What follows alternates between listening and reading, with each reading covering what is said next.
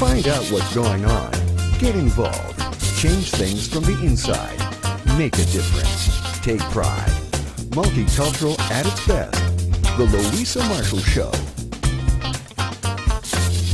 Coming up.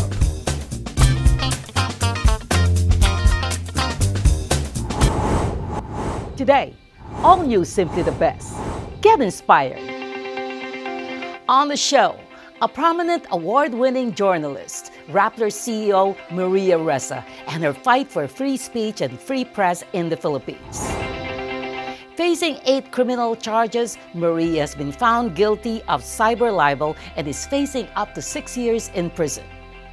Human Rights Watch and Amnesty International say that her conviction is politically motivated to silence her and Rappler, but the Duterte's administration denies it.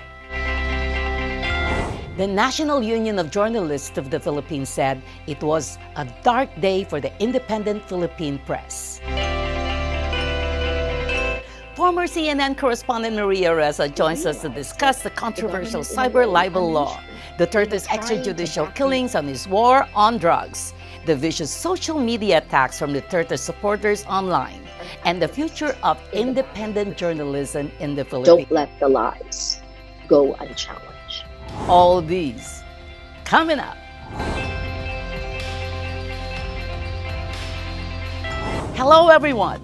We dedicate this show to all the Filipino journalists in Canada and around the world.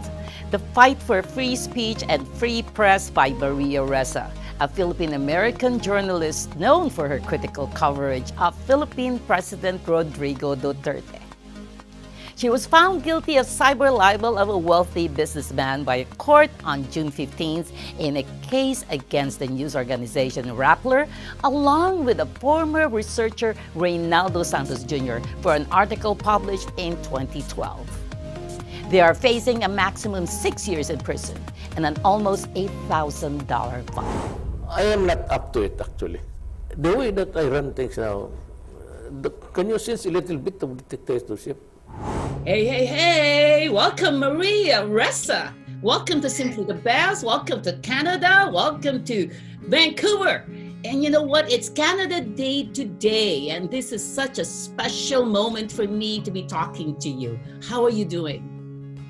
I'm good, and thank you for having me. There are so many things that I want to really discuss with you that's happening over there in the Philippines that are bothering me a lot. But anyway, let's talk about you first. You're born and raised in the Philippines, aren't you? I was born here. My family left in 1973, so a year after martial law. And I grew up in New Jersey. And then when I graduated college, it was the year of people power. And I came home on a Fulbright fellowship. It was supposed to have been for a year. I never left. So I opened the Manila Bureau of CNN in 1987, and then went in 95 to open the Jakarta Bureau. So I've spent more of my life here now in the Philippines, because when I turned 40, I decided I was going to choose where my home was. You know what that's like, right? Where is home for you? You're part of different worlds. And I chose to make Manila, the Philippines, my home, because I felt, I don't know, it's a very different country today than it was in 1986. And when I decided to come home for good, it was 2004, the end of 2004. In fact, I had just moved all of my stuff from Jakarta to Manila when the tsunami hit, the end of 2004, right? And at that point, CNN said, go back. And I was like, if I go back, I'm never going to leave again. Because it was hard to leave CNN. But, you know, regardless of all the stuff that's happened, I think I still made the right choice. And this focus on me and Rappler now, you know, I guess I've spent my entire career going to the gym, and, you know, now I'm running a marathon. I mean, I'm coming of age. I mean, it's like, I know who I am. I was, you know, my government, President Duterte's administration, attacked me and Rappler and journalists when I was in my 50s. in my 50s. I know who I am. I know why I do what I do. I never even really had to think about it. And I'm in Rappler, which is something journalists created. Journalists first, right? Unlike other news organizations or other media groups, we have no other businesses. I must be the only, well, no, there are other people who take less money because they believe in something. But, my career has been, I made money and then I'm making less and less and less money because I believe in what we're doing. So, yeah, I mean, this is the marathon, and the marathon is actually a battle that is incredibly important, not just for Rappler, not just for press freedom, but for Philippine democracy. And actually, the battle isn't mine. It's really Filipinos. And you know what this is like, right? When you come from more than one world. In the end, Filipinos are going to make a choice in the kind of government, the kind of system that we want to be under. I've stuck to what I believe, which is press freedom, the Bill of Rights, the rights guaranteed under our Constitution. But perhaps many other Filipinos will want more of an authoritarian rule or even a dictatorship. I mean, certainly it hasn't even been 35 years since the end of Marcos, right? And he was in power for 21 years. So it's shocking to me where it is right now, but I can't be anything other than who I am. So So Marita, you just wake up. You woke up one day and said that I'm going to be a journalist. I'm going to tell the truth. No? So No. what happened? You this just sort of developed? There's a great Rilke quote, Arena Maria Rilke quote, that that you have these questions in your heart and you have to treasure them like locked rooms or a book that you're opening, and you don't have the answers. You live your way into the answers.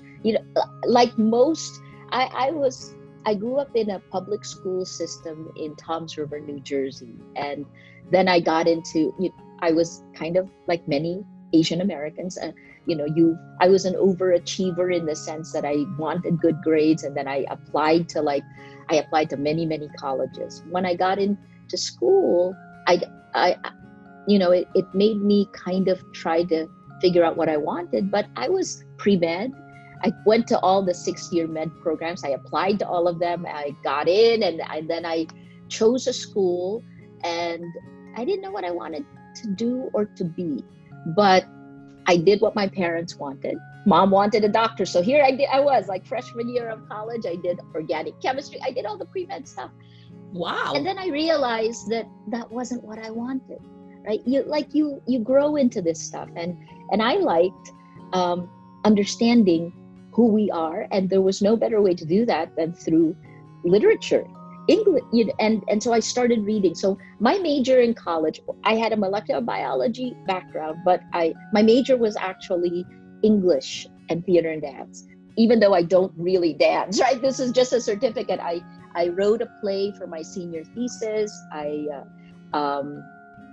did a bunch of stuff. So I loved, my Fulbright fellowship was actually about political theater and coming back to the Philippines, where really I didn't know what it was like to be Filipino. I was more American than anything. You know what that's like, right? When you live in Canada, you become Canadian, but you kind of are apart because you're still Filipino. Some part of you is still that. And I wanted to explore that part. So I came home in 1986, the euphoria of people power. And that's when I became a reporter. Talk about like the dreams of the kind of Were you actually there during the people power? I came in right after, because I graduated. You came in right after 1986, right? But I was also doing stories. So I remembered being in Princeton and watching all of this. I remembered the New York Times running a transcript of an interview with Cory Aquino, and how she's a housewife, and that was, look at the interesting commentary, right? They didn't actually say, is she actually good enough to lead? Those were back in the times when professionalism, right? And they just ran the transcript. And then when I came here, I actually walked into the government station at that point in time, and I began directing newscasts. And that's how I learned about the culture. Again, that's how I fell into journalism. That's your question. I fell into journalism because I wanted to learn. And that was probably the best advice I had gotten from mentors when I was still in college, which is, if you don't know where you're headed, make the choice to learn. So how did I become a journalist? I lived my way into it. After that 1-year fellowship on political theater, I walked into the government. I was working with the government station, and then 3 women started what I call my Rappler when I was in my 20s, Probe team. It evolved into Probe. Was like the first investigative television news magazine program, patterned after 60 Minutes, like unashamedly so. There were 3 of us who founded that. It was an independent company. We were very proud of that. And I didn't, like now, I think, 3 days of every week, I would stay up all night because I was not only the show's director. It's a 45-minute show with ads. So I was not only the director, I also wrote and edited, like physically edited on Betacam, 2 of the 3 20-minute segments. So it was great training.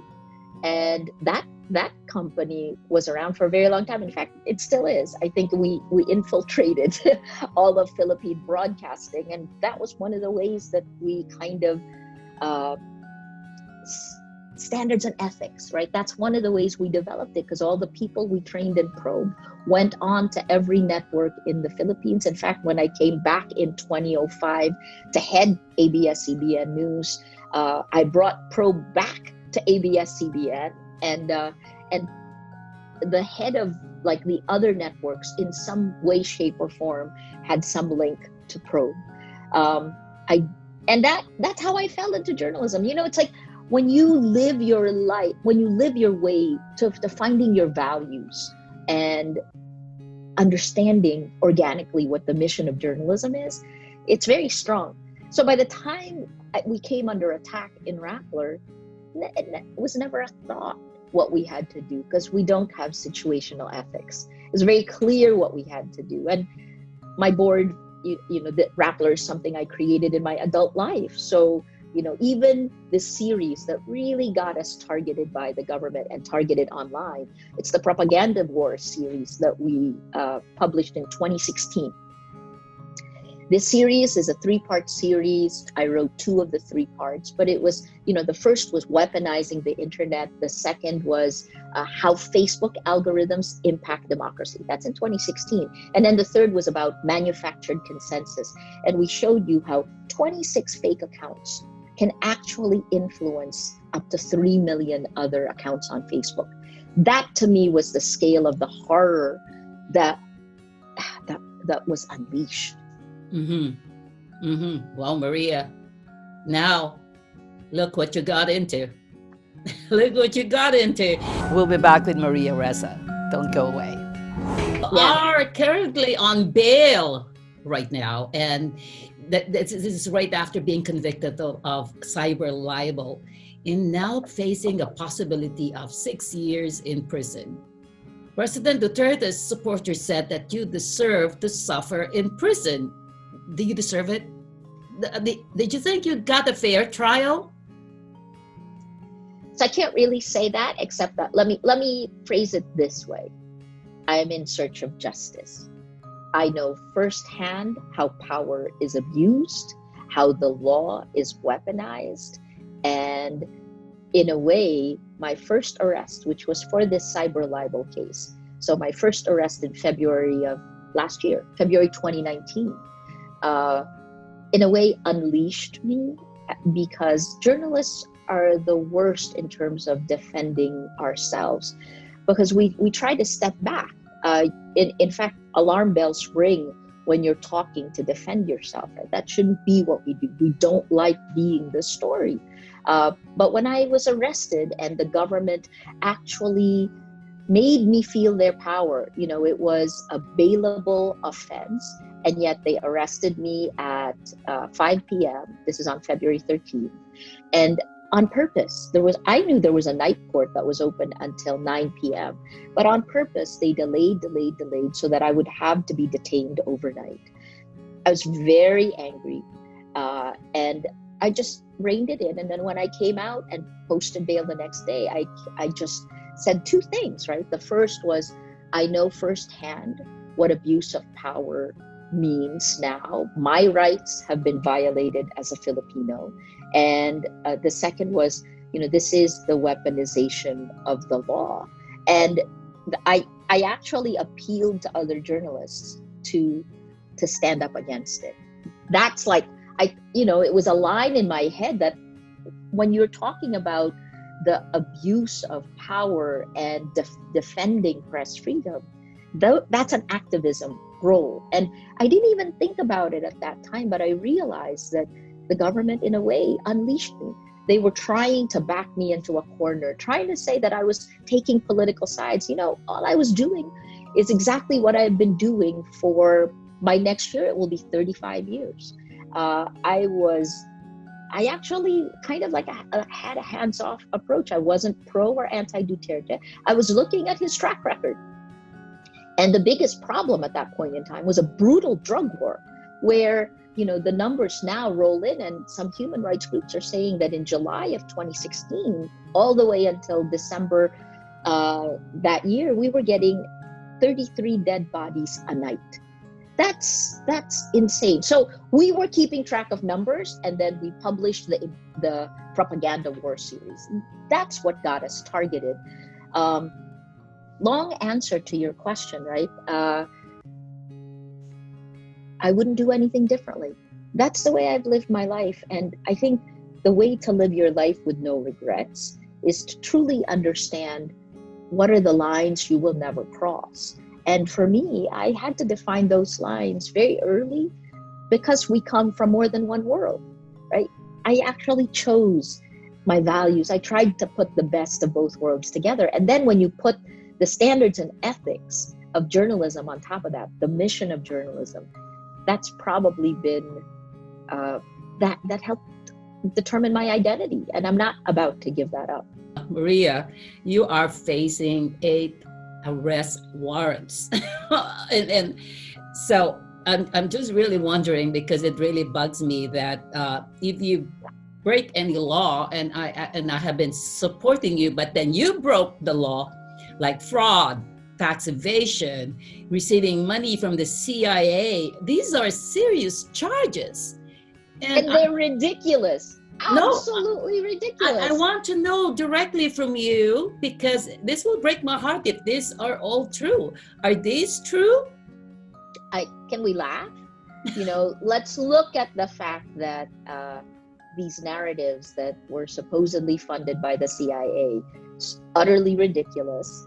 My ex-boss will tell you that how stubborn I am, and the reason we created Rappler is precisely to be independent. But that was seeded by a blogger. Well, she's former singer-dancer who is the anchor account in the government's propaganda machine.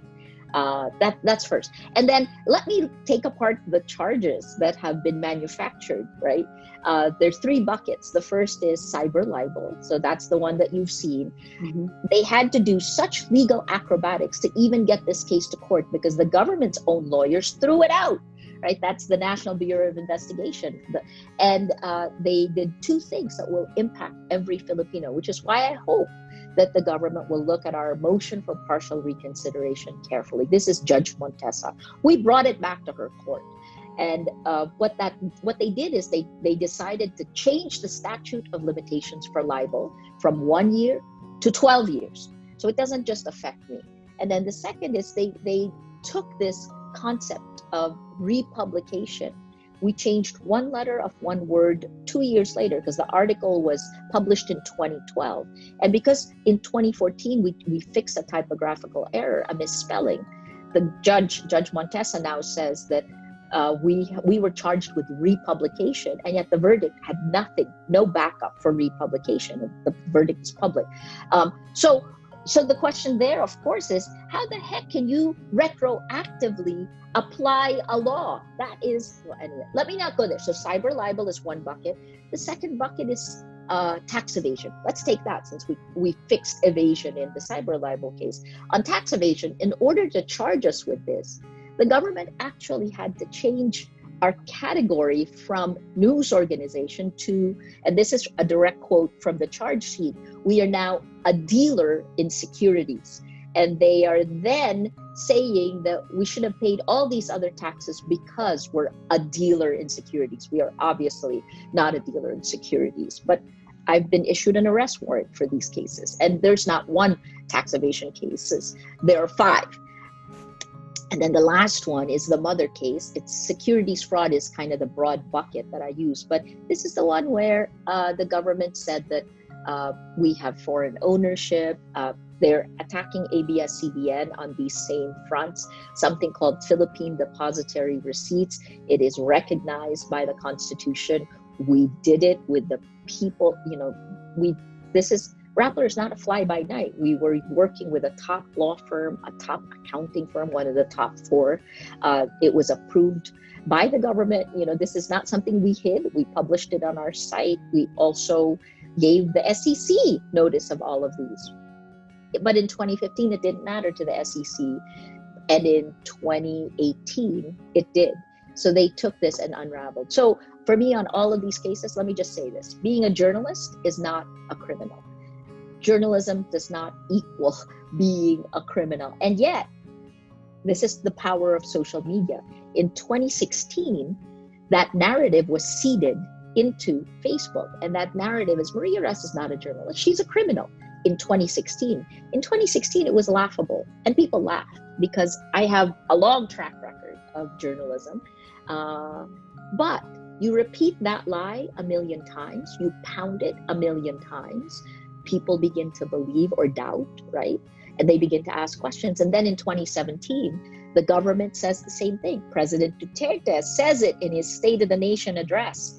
And I tweet immediately, Mr. President, you're wrong. 2018, the government files 11 cases and investigations in a little more than a year, in 14 months in 2018. So every month I was fielding these cases. And then in 2019, 8 arrest warrants. I'm arrested twice in a little more than 5 weeks.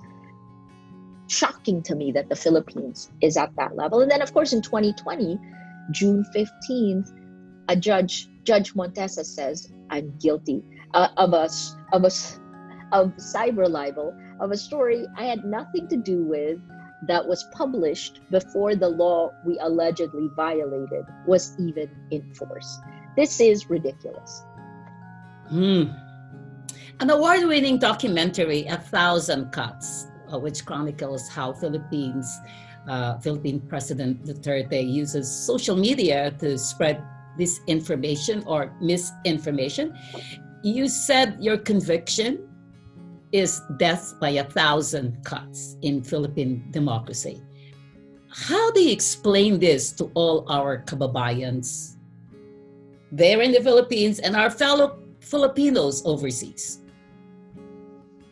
It's tough to summarize. That is really the best way. Death by 1,000 cuts. You get a little cut, like a paper cut. It hurts, but it's not going to stop you, right? And now imagine you get gashes all over your body, and these are open wounds. Think about that body as our democracy.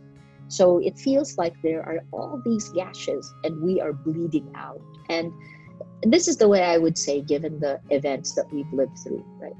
I'm not the only person. We're not the only news group that President Duterte has attacked. In fact, I would say that we've done quite well, considering that we've been under attack for 4 years. But we continue to fight back because we're not going to voluntarily give up our rights. Join us next week for the continuation of our interview with Maria Ressa. Stay safe, everyone. See you next week.